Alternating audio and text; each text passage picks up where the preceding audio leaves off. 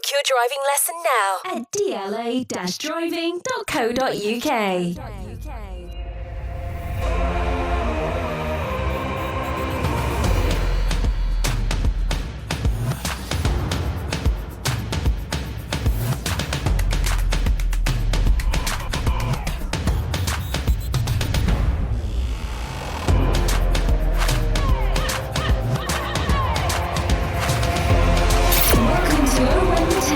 Sponsored by DLA Driving School. Hello and welcome to Oh When the Town. My name's Dave, and what have we got for you tonight? Well, it's a first Premier League home win for Luton Town with a 2-1 victory over Crystal Palace. Match of the Day was so impressed they put us on first, although Garth Crooks couldn't understand how Crystal Palace didn't win. We'll discuss the game in more detail. We may just touch on Garth Crooks, but we might not. We are 1/3 away through the season. Give you our thoughts on how we think it's gone, how happy we've been, and what we might expect. We have your 3-word reviews and much, much more. And with me, as always, tonight, we've got the boys back. We've got Steve and Bataro, and I'm sure you two are super happy. Marvellously so, yeah. Oh, yes. Yeah. It was a fantastic thing. But you know what? Before we start, and because we're going to talk about Crystal Palace versus Luton, it was sad to hear the passing of Terry Venables the other day. A tremendous coach, a great player, and a great England manager. For me, he nearly brought home the bacon in Euro 96. And it's a loss to football. Yeah, for me, he was one of the first England managers in an awful long time where he just seemed to sort of release all the, the strain and sort of, the tightness. And there was just a freedom to the way he played. Obviously, the Euro 96 was a wonderful tournament, and if Gascoigne had just been on a different stride, then that would be different. He would have been Sir Terry Venables, legend, OBE, exactly. CBE, anything else he wanted. Yeah, but that game against Holland, the freedom that we played with blew him away, and to me, that's what I associate with El Tel. Yeah. Well, it's sad to see him go. He reached a great age, and you may even have some of his discs at home because he was a recording artist too. So, it was just sad. I just wanted to mention it before we started. Do you remember there was headlines and on the newspapers at a certain point where he was alleged to be involved in a consortium to buy Luton? I remember. Yeah, it was Luton, here I come. It was the back pages, but unfortunately, that didn't materialise, but just come back to that. Another great gone soon after Bobby Charlton. But Tara, you was at the game on Saturday, and you enjoyed yourself and had a thought. We did brilliantly. Oh, mate, honestly, I think a lot of us were saying before the game. Obviously, we knew at some point we had to win at home anyway. But all I could hear, just ringing around me, was, "I've got a good feeling about today. I've got a good feeling." Everyone was saying the same thing, and even I thought to myself, don't get carried away, and then, lo and behold, it come. I think a lot of people thought and said, we need to win this one. It wasn't a do or die, but with the fixtures coming up as well. It just felt like it was one that we had to capitalise on. Not belittling Crystal Palace, because Christ, they were still very, very good. Yeah, passed the ball beautifully, but that this would have been a game that they would have identified, and same as us, anyone around that sort of bottom half, they're games that you identify for picking up points. And if I'm honest, I've just felt that we needed to. And if I'm honest, I think for me it's more relief. I don't know about you boys, it's relief because looking at our fixtures coming up, obviously Brentford away, tough game, and then you've got Arsenal on a Tuesday night, and then the City on the Sunday, and it's like you look at them fixtures and you think, Christ Almighty, if we don't get a win before then, this could be like a real bad month of December. And you don't want to be cut off at the bottom end of the table by that end. And for me, it was a must-win game. I think it was one of those games we had to win. We need to get the first win. Yeah, the first win under your belt, and then the belief that we can get more, because and stay within reach as well, the Bournemouth above us and whoever else. So So when the season started, we were saying that Kenilworth Road would be a fortress, and it quite rightly, it hasn't been that yet. We've had some near misses, but we need to get more consistent at home, and maybe this will push that on. It'll happen. That'll happen. Let's have a look at your 3-word reviews for Crystal Palace, Luton Town 2, Crystal Palace 1. Richard said, wonderful home win. Neil, making great progress, and Dave says it's been coming. Someone who identifies themselves as M. Kaminsky's a steal. Robin, Barkley, midfield maestro. Angie, super team effort. Jack, others dropping points. Clive, 12 added minutes. And Jerry, as we've already said, first on match of the day. Take your pick, boys. I'm going to go with M. You know, otherwise, I think they're all really good. I think they're all valid comments, and I think as we discuss it, we'll probably go through all of these. But Kaminsky's a steal. I mean, yes, he's just becoming more and more assured every game. Watching it at the time, the double save, you didn't see the deflection from where we were, so it looked like a fairly routine save. And again, it looked like he didn't push it out far enough to the side, but he did, and there was a deflection. So that was a really good save. But then to get up, you know, because the ball was close to him, close to his side, and quite low down. You know, that was not an easy ball to get to. Brilliant, wonderful double save. It's like you say, the second save as well was like almost like that could have gone anywhere. Really, that hit him. It could have like deflected, gone in the bottom corner. But it's just he kept his arm strong and his leg, and it's just like But like you say, still.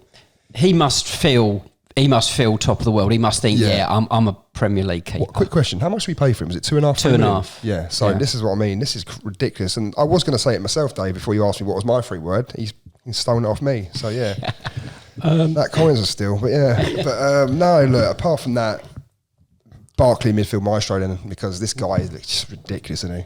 Yeah. He's showing everyone that he's Premier League quality still. It's just mental. For me, Barkley was the man of the match for me. I think he played really super well. So I'd go with the Barkley thing. Let's have a look at the game then. We had two changes from Manchester United. We had Bell in for Pelly in for Kabore and Nakamba. A little bit surprised not to see Nakamba on the team, but that's been explained. Yeah, I thought something was up though, because Robbie Edwards said that we didn't come out of the international break unscathed. Yeah. And he said, there's a couple of things going on with people that have come back. He said, but I'm not going to say anything. And I just thought, well, that could well be Nakamba, and, you know, so I wasn't surprised when I saw him missing. The extent of the injury is? No, I'm afraid I don't know. That's the other problem with international breaks, though, Bataro, isn't it? That you send your better members, but they're getting selected because they are showing that they are decent players. And the thing is, it can't be easy as well, especially if like you're playing for an African nation or whatever, and going to Africa with the heat, the difference, and then coming back to a cold country. Surely that's not going to be good for the body either. And obviously vice versa with other nationalities that go to hot countries or humid countries, for example. But yeah. Well, when the game kicked off, you could rightly say that Crystal Palace would expect to come to Luton, little old Luton, and get a result. I mean, some of the fans are not confident about that though, because they see themselves not converting their chances and maybe dominating the game. And the game sort of started like that, Batari. I mean, they had a lot of the ball, like we said earlier, didn't we, before, maybe the first 15, 20 or so, but if I'm honest, I might have a different opinion to you boys, but my opinion is they didn't really do anything with their possession. They didn't really break the lines. I felt it was comfortable. I felt like, you know, I wouldn't say we was in control of it, because you know, in any in this league, at any instance, they can turn it on any team and they can just do anything. But I didn't see what I'd seen from previous teams that come to the Kenny. I've not seen it, like the the penetration or the desire to go and get a goal. I didn't really get that from Palace on Saturday. I'm not being rude. I'm not saying they weren't a bad side, because they're a decent side, you can tell. But I felt like they were trying to exploit us down the middle quite a lot, and it wasn't working for them. And they still continue to do it. I thought they were similar to nearly all the Premier League teams we've had down here, where they pass the ball quickly and smoothly. But I felt that once they got to the final third, it did peter out. As say, there was the great double save, but apart from that, there wasn't too much that Kaminsky had to do in that first half. But yeah, it was about first sort of 20. They were very comfortable with the ball, but didn't do a lot of it. But 25 minutes on, I thought we had the rest of the first half. It's almost like we got, like you say, I think after about 15, 20, 25, whatever it was, it's almost like after that, we made it uncomfortable for them. We got up them a little bit. And I think they sort of felt like, oh wow, what's going on here now? Like we became more aggressive. I wouldn't say like front-footed as such, but there was a confidence about the squad, the team. Sorry, on the day there was a confidence about them, and they did not panic. They were aggressive, and I loved the performance from like minute 1 to 90. It was brilliant. Yeah, slightly different role for Townsend. I thought he was much more harrying. Sort of putting on pressure and stuff like that. Where you might think that Nakamba's doing that on a day-to-day basis, he was really working his socks off. He wasn't getting a lot of the ball in an attacking sense and affecting the game that way, but he was working his socks off. He put a real shift in. What do you think were the key battle areas for us on Saturday? The key, battle areas? Yeah, the bits where you thought, wow, you could see that guy going up against, Benny going up against Ward, for instance. I think he roasted him every time, didn't he? Yeah, but it was seldom just Ward. The amount of times, particularly second half, Ogbene had 2 or 3 on him, and he was still giving them a torrid time. He was still producing. Does it worry you he's playing so well that come the end of the season, he might not be a Luton player? Well, no, because we're going to stay up, so it doesn't matter. Yeah, We'll up his wage a bit more. Stay up or not, you're going to get interest from the bigger clubs. You can't deny him that opportunity. Yeah, that's exactly right. And someone said on Saturday, "Oh well, if he keeps on going like this, I can see him going for 10 million in January." And I said, "You're having a laugh, and if he's doing really well in the Premier League." Yeah.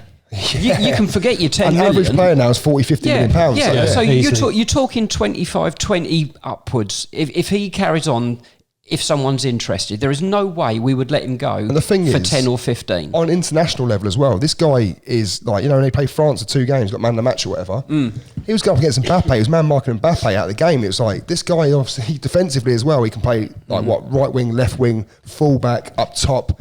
That guy's there is worth more than £10 million. Yeah, he's a real leader for us. But yeah, of course it's a concern because he's made himself pivotal to what we're doing. Yes. But how many quality players have we lost over the years, and we find another way? But I think we're in a position where we can hold players, like you said, Bataro, because we're in the Premier League. And, in the first half, from where I was watching, I think I was a little bit down about the first 20 minutes. I just thought that Palace were on top. They were creating. They were moving the ball. They weren't really creating, Dave. They were on top. They were dominating the ball. Kaminsky had to make a few saves. Apart from the double save, nothing other than routine, mate, I don't think. But doesn't it annoy you? I think annoy is not the right word. Where we're frustrate. That's the good word. Where we're allowing teams to get into that position, to create those chances, and we're on the back foot. When we pressed on them, it changed. Are we allowing it, though, or are we just sort of succumbing to individual higher quality players? But we're taking 10, 15, 20 to sort it out, to suss it out, and then we're... I don't really see an issue with it, if I'm honest. I think the way we approached the games, probably 80% of this season it's been spot on for me. I think you obviously have to put it down to the coaching and whatever else, but the players obviously 100% committed. They're probably giving 110%. They probably have to give that extra just to get, do you know what I mean, get by it. But no, look, I don't fear or look at the way we set up from the first sort of 20, 30 minutes and look at it and go, we could have done this a bit better, because Crystal Palace fans would have looked at that game and their possession in the first 20 and thinking, it's coming, we're going to score. That's what they would have thought watching their own team. And that's what I felt when I was watching, that I felt that if we didn't tighten up a bit, they would score. And I thought there was only one team at that point that might get the first goal, and I thought it'd be them. And I thought if they get the first goal, then we'll be done. Yeah. What I'm trying to say about Kenilworth Road is, what I'd love to see is us on it from minute 1 or minute 2. And we haven't really shown that this season. No, we haven't, and we've just discussed it before, and it has been a frustration. I don't know why. But what I would say, Morris didn't look fit to me. I think he took a knock. Yeah, I was about to say early on. He took a knock early on, whether it was his neck or his back, and to me, he looked laboured for the rest of the time that he played. I see a lot of people comment on there was an injury in the first half. Yeah, he was putting the distance in on his running, but there wasn't that aggression. He wasn't able to get to them an awful lot of the time. He was really within himself, and that was a shame. That might have given us more of a threat, sort of, without the ball in that first 20 odd, mate. We touched Bataro at the very beginning. We touched Bataro on what? Hang on a minute. No. Hang on a minute. That doesn't sound good, does it? We touched on the double save from Kaminsky. Brilliant, yeah. What was your feeling then? Was that the point where you went, okay, we can push on from here? To be fair, I know it was. I wouldn't even say it was a great opportunity. To be fair, it was the first save, like you say, deflection. It was a good solid save. In order to get it pushed out as well, great. And then obviously the second shot, and to react like that was great. But I didn't feel like that was almost like, oh, hang on a minute, we need to kick on now, blah, blah, blah. We just rode on. It's nothing like riding your luck or however you want to put it. For me, that was just routine in a way. Routine. If that had been a Luton striker having the opportunity, you would have been a bit fed up we hadn't scored, right? Yeah. You reckon? Yeah, I Really? think so. Yeah, I think I never felt. I felt like the angle was quite difficult, and he was about 15 yards out. Yeah, it was though, but he struck it well. He got a good angle on it, and I think that's why Palace fans might think, "Oh, I can't believe that didn't go in," because he done everything right. But it was just a fantastic save from Kaminsky. But I wouldn't say it also give me like the belief to go, "Oh, we can do this now," because I never really think of it like that. I always look at it and go, as long as you don't concede anyway, you're always in with a shout. But yeah, I didn't feel it was a let off. Yeah, it think wasn't a one-on-one where he's rounded the goalkeeper at the post or something like that. I didn't ever look. I never looked at it like that. I just thought, oh, well done, solid goalkeeping, blah blah blah. Bit better than solid though. Well, yeah. All right, maybe. Yeah. We get into this. They weren't even his best save. Sorry, yeah. That's as good as guys. Wasn't even his best save. Maybe his best save. No. Do you want to name his best save? Probably the one on the back post when Villa. his feet. No, I meant in that game. Yeah. Probably the one near post when the guy actually drilled it and he's stuck his foot that out. was good. That was good. And the timing of that save as well in context of the game, that was absolutely vital. When the ball was headed over the bar, I think he'd give offside eventually, but it was like he sort of like made a reaction save as well in the second half. I mean, I can keep going on, Dave. No, you're okay, mate. We're running out of time at this rate. We get to half-time 0-0. We regroup. Edwards sends them out for second half, and we had that incident when was it Eze was with, who was he fighting? Was that Osho? That was definitely a foul. Osho, you think fouled him? It was a foul. Yeah. Okay. He held him back, obviously. He at one point he does this. He puts his arms around him like that, and he grabs his shirt, and then but he had his arm around Osho as well at the start. Yeah. At the start of the incident, he had his arm round his neck. Did he? Yeah. Huh. Yeah. I think it was more 6 of one, half a dozen of the other. But it would have been soft. Yeah, that's exactly what it was, Dave. Exactly that. When he fell over, though, he literally pinned him down. That's the point I'm getting at. It was and I think that's what injured him. It was the kick. It was basically when his leg was there, he sort of like goes to get the ball. It wasn't intentional, no. He does kick him slightly, and his leg sort of like folds inwards a little bit. That was there. That's the foul there. Mm-hmm. But you know, Eze is a decent player, and he limps off, and you're just thinking, thank God. Thank God for us. But you know, Crystal Palace fans would be going, oh my God, now we've got to play without him. Because they're sort of still finding their way a bit with Zaha going. They're sort of almost re-identifying themselves as a team, aren't they? Yeah, listen, Crystal Palace, for me, I think they got promoted in, 10 years before us from winning the Championship playoff. And so, that, they stayed there for 10. They are a proper Premier League team. Solid. That's the word, solid team, yeah. So, we shouldn't take them any disregard for how good they are. I really like watching Palace, to be fair. When I watch them on the TV, obviously not against us, but I think they're a decent side. They've got many different styles that they can play as well. So where you boys sit behind the goal at the Kenilworth Road end, you wasn't worried when Crystal Palace scored, but from the other end of the stadium, I was worried. What, the handball incident? The handball incident. So if you weren't seeing it straight off, you're thinking, played so well, and then they go 1-0 up. It is one of those ones, if you haven't got the right angle, you wouldn't have seen it. Yeah. But it was exactly like Joe's one last minute of the playoff final. The ball went up and then the movement of the arm just collided. But, I mean, everyone right in front immediately was handball. Yeah, and the way the body language was between the team, obviously the goalkeeper had the ball, and even the Palace players were like ready for the goal kick. You kind of knew. And obviously the scoreboard as well, they showed it on there. Yes, they did. Yeah, they played it back. Did they really? Yeah. I think it was an accident though. Can't see it. They cut it short, didn't they, after that it wasn't a very good sort of quality. It was more of like an etch-a-sketch sort of thing. But when it says VAR, handball, goal, no goal, you press on, and on 72 minutes we go 1-0 up, set piece again. Doughty's corner found Tida Mengi. Now, let's be honest. What a star he's going to become for us. Brilliant. And he gets his first ever senior goal and he finish. celebrated like it was his Yeah. first ever senior What a goal. finish as well. Yeah, it was. I mean, again, from the other end, it looked like a bit of a scramble. It was difficult to see how it went in, but I think Barkley and Morris were both yeah. in there trying to get the header. You know, it broke to him, and yeah, it was a lovely, clean sort of strike. He knew away. where it was going. He did, Yeah. and I love it when someone who's new to our club and they've come from a really massive club, and he seems to get it. He seems to get us. Because he loved it, didn't he? He really celebrated the Cut it goal. off, yeah. Yeah, Oh, and you beautiful. just think, yeah, he gets it. He's one of us. We should have learned from Burnley that when you score, you should just get composed for a bit. So that's happened, man. Not again. And how can we let that go again? It's 2 minutes later. What a goal, though. Okay, well we'll get to the goal in a second. At least he got the ball on our halfway line. Mm-hmm.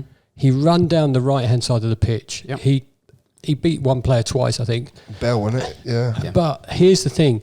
The finish was sublime. So let's not take that away from the goal. The goal was sublime. Ridiculous. But the build up to it, Steve, you said to me earlier off air that you think it could have been stopped.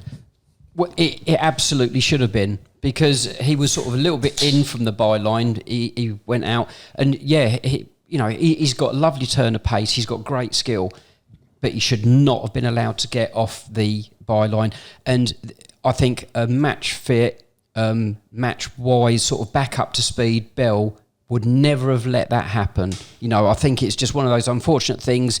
We needed him back in the side. He put in a real shift. Fitness wise, he was decent, but an Amari Bell that's played 5-6 games on the trot would never have let him got off that byline. The cut inside. Yeah, absolutely. It would never have allowed it to happen. And very quickly with Amari Bell as well. Again, it was essential that he got back into the side. Yeah.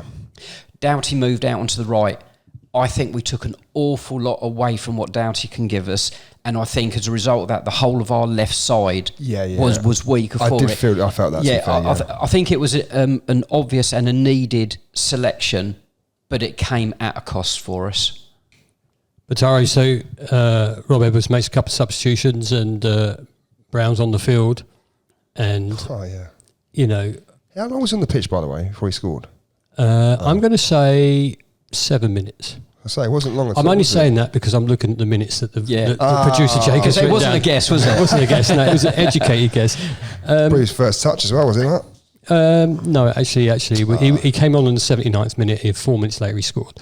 So he made a little bit of a difference, and we've seen it this season with Brown. He's quick, he's enthusiastic. He runs. We said this before, he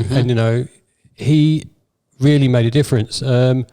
I want to talk about the second goal because Ogbeni, for me, oh God, if he's not our player of the season, I'll be amazed. I will be amazed. That ball but in there. the ball from Barkley to him, Yeah, it was lovely. and the cross. Yeah, it was a regulation pass from Barkley, but it was a lovely crisp pass. It's and the timing of when to release the ball, though, isn't it? That's right. When the players are set. But the ball from Ogbene, he looked up and he really sort of forced it round. It was as good as, or even better than the one that he played across for Elijah in the Tottenham game. Yeah. He just cut through the whole of. He's managing to find that space behind the defence where the keeper is in two minds whether to go for it or not.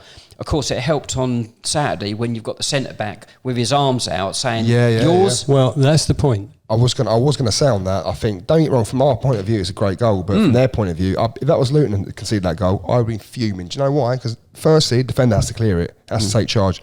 Or the Secondly, keeper the has to goalkeeper has to take it. Yeah. But they couldn't decide. So, But this is it. Quality of the cross. What they say is the corridor of uncertainty, isn't it? Along between the centre half and the goalkeeper. But like you say, it was a perfect cross from our point of view. But no, look, I would be so angry if that was Luton. Yeah, no, I agree. But I think what Dave's saying is right, Batari. The fact that they were leaving it to each other meant that both of them were uncomfortable about going to deal with it. That's how good the cross is. Yeah, exactly. So that's the quality of the cross. And Brown slides in, pushes it in, 2-1 up.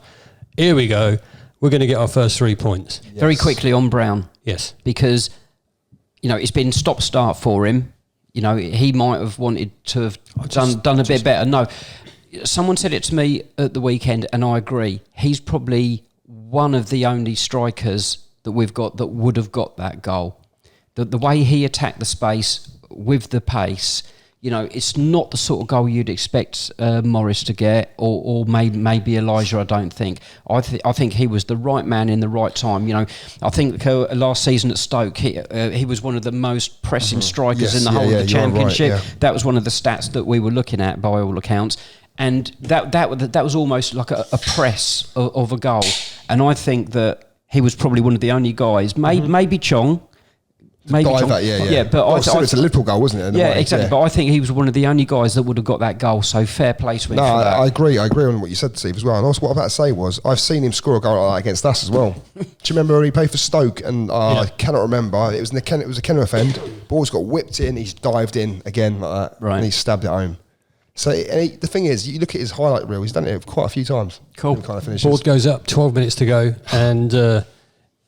Everyone groans because it's 12 minutes. I was hoping for 6 or 7, but 12. Yeah, right. I don't know where. Accepted maybe 7. Generally, 8 max, sometimes I don't know where added times come from. They played 14 in the end, I think, 14 and a half. The thing that he had. It's the only time ever in the history of football that we've finished later than Wickham. Well, all I was going to say was. The independent timekeeper who stops the clock like we do in rugby or whatever might have been independent, but 12 minutes goes on and then Palace peppers the goal, and now you're hanging on for dear life. Some of those last minute tackles were amazing, some of the saves were great. They hit the crossbar and you're thinking, is this going to be our day? Yeah, I mean it was that do or die Luton that we saw last season, and I loved seeing it. Lockyer was at the forefront of putting his body in harm's way again. But when that header hit the post, the Luton fans behind the goal, it was just, for Christ's sake, we just can't handle this anymore. And then it broke, and I think Chong sort of run up. Chong could have scored Chong again. to Adebayo. And I don't want to touch it. I don't want to slag anyone off, but for me, let's use that phrase, Adebayo should score. He has to square it to Brown for me. Well, he was given offside. Yeah, but he wasn't offside though. He was never offside. Okay, right. Okay. I felt. Well, he might have been, but I'm sure he was. I can say I know the flag went up, but I think Chong slightly delayed the pass to him. Offside or not, he should have put it in the net. That's how I feel. Mm-hmm. But did you also see? Obviously, at the time, you see it as well. Like, people didn't look, but to the left was Jacob Brown. He was in so much space. If he just slid it across the goal, we would have scored a tap in. It's sort of VAR. I'm sure. I'm almost certain VAR would have overturned that because I'm sure he was in line. I've freeze framed it. It's close, but I'm pretty sure he's in line. It sort of reminded me of when we went to Crystal Palace when we got promoted up their place and we beat them 2-1 up there. Steve Howard. Yeah. But you know what? Well done to everyone. 3 points on the board. Lovely. Out of the bottom 3. One more win and we can put the Derby crap to bed. Can we just quickly talk about 2 of Ross Barkley's passes in the first half? If you'd like to. Oh, mate. Right, I mean, there was one that he sort of put quite airily over to Doughty. But yeah, there was one that he sort of just punched it through 4 or 5 players again into Doughty's pass. It didn't backspin on it as well. It didn't come to anything. But Jesus Christ, I mean, the vision. And he tweeted later on in Saturday evening, said, "I'm finding my rhythm. I'm loving it." Yeah. And it's a little bit frightening the quality of what he's starting to show us, and because we didn't see it earlier on, it was obviously low on fitness, maybe low on a belief, and that. Maybe that's some of the great work that everyone's doing and that. But yeah, that's right, because I didn't see that, but everyone said, he's done really well. When he come against Forest, honestly, he changed that game for us. Yeah, but that pass was just absolutely outrageous, and a lot of people have commented on it. But as we were waiting for the corner to be taken, you could see the Luton players and that they were sort of saying that was something else. That was a different gravy. It really was. It was ridiculous, though, wasn't it? Yeah. Just to satisfy you, producer Jacob actually did say Jacob Brown's winner for Luton came just 3 minutes and 59 seconds after he came off the bench with 4 of the Hatters' 12 Premier League goals this season coming via substitutes, which is kind of a good thing. It shows depth in what we need to do now, though, is get a clean sheet. That would be lovely. Yeah. But 3 points, looking up forward to Brentford at the weekend, and hopefully all will go well there. Tough one. Well, I'm not dismissing Brentford at all. You know, No, they're a strong, well-organised team. Yeah. But if we can get something from that, because like Patara said earlier, we've got some cracking games coming up. Fantastic and games. some of those games that, you know, you could have only dreamed of 5, 6, 7, 10 years ago. You know, if you said we're playing Manchester City at Kenilworth Road, you go, nah. Well, it might be the last time we play Man City because they're going to get relegated down to the conference or something. Let's not go there at this moment in time. I don't want to be too controversial. Boys, we're a third away through the season, and we've got 3 questions that we asked everybody else. So I'm going to ask you guys to be quick, though, because we're sort of really chugging along here tonight. Yeah. Thoughts on our performances so far, Bataro? Very good. Just like I was saying, like other than 2 or 3 performances this season, very, very good. Like the match they touched on, we're competitive, and I couldn't agree anymore, to be fair. Really pleased with the performances. You can see that we are progressing. We're slowly working it out. And if we play to the best of our abilities, if that ability means that we go down because we're not good enough, absolutely fine. Yeah. But we're starting to approach... we're a difficult team to play against at this new level, so I'm happy. The stats are showing that actually we're sort of Mid-table, shouldn't we? Yeah, we're consistent, and it's just the goals. It's just the goals, and if we can keep a clean sheet, then we'll probably win a couple more. But the statistics point out that we are improving game by game. Yeah. Sorry, I mean, I couldn't believe the fact the other day that they pulled up on the TV and they put was it touches in the opposition box? I think we're 8th or something like that. Yeah. But I've got it on my phone. I can't bother with it, but right now. But it was well, thanks. What a professional! No, because he said be quick, didn't he? He said be quick about it. So no, it's fine. Go for it. But no, I said so. And basically there was obviously I think it was like clearances, interceptions. Obviously, there was a couple of those stats that we were first in as well. Yeah, what was that? With clearances, was it? Successful crosses. Yeah, we're first in that. And touches. Here it is. Go on then, go for it. So it was. So Premier League ranking this season. Touches in opposition box, we're 13th with 298. Successful open play crosses, first with 40. That's a good thing there. Clearances, 302, which is 6th in the Premier League ranking. Tackles 8th with 231. Passes played into the box, 7th with 372. And big chance conversion rate was slap bang middle of the table in 10th. But just think of all those big teams That's great. are not better than us at some of those things. Yeah. So times, for me personally, and all the games I've been to, I've seen the improvement. I've been disappointed at some games where we come away with nothing when I think we deserve more. Yeah. I think of Fulham, I think of Wolves, I think of Burnley, I think of Tottenham, I think of West Ham. And that's just 5 games where I think we could have got a better result. I've got a question for you, Dave. Go for Is Villa away the only time you were really disappointed with our performance? Yeah. Yeah. Yeah. I can't think at of Aston anything else, Villa, really. at Aston Villa this season, that they could have had a hatful. I think we did well to keep it to 3. Yeah. No, massively. Yeah, and that's the only time I thought, boy, we're in the Premier League. Yeah. You should think when we play Liverpool and we played Tottenham, let's be honest, when we played Tottenham, they were top of the league. Yeah. And they were on fire. Yeah.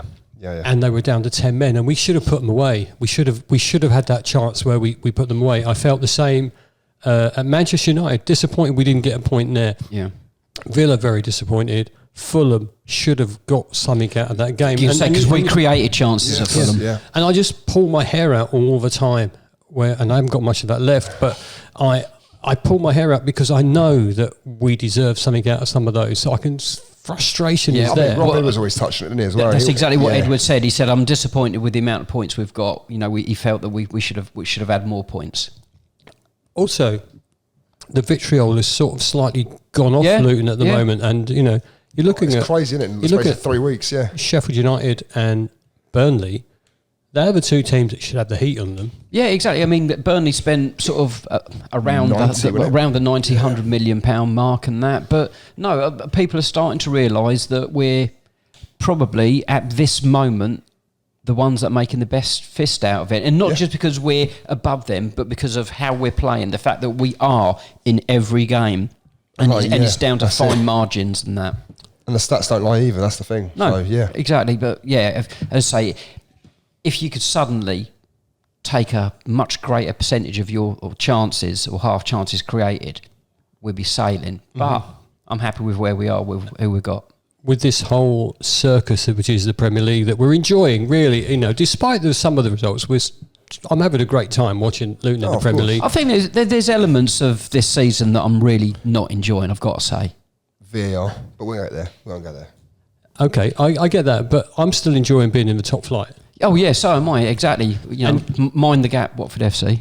I was recently abroad and I was wearing my Luton Town shirt, and there's not one time where I thought no one's going to know who this club is.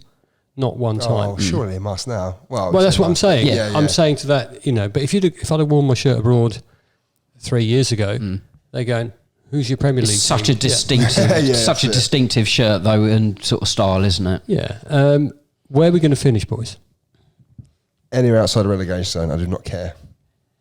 I genuinely don't care. We straight by relegation. 15th or 16th. All right, okay. You say 15th or 16th. I'll have to give you an actual... Okay, then. I'm writing these down. We can revisit them. 17th. 17th, yeah. I'm going to say Luton always make it difficult. Yeah, I reckon we'll stay up by 5 points. Yeah, 10-5, last game of the season, we're down, and then, someone gets one to stay up. That. Well, pre-season, I did a review for the Radio Times. And Name dropper. I am, yes.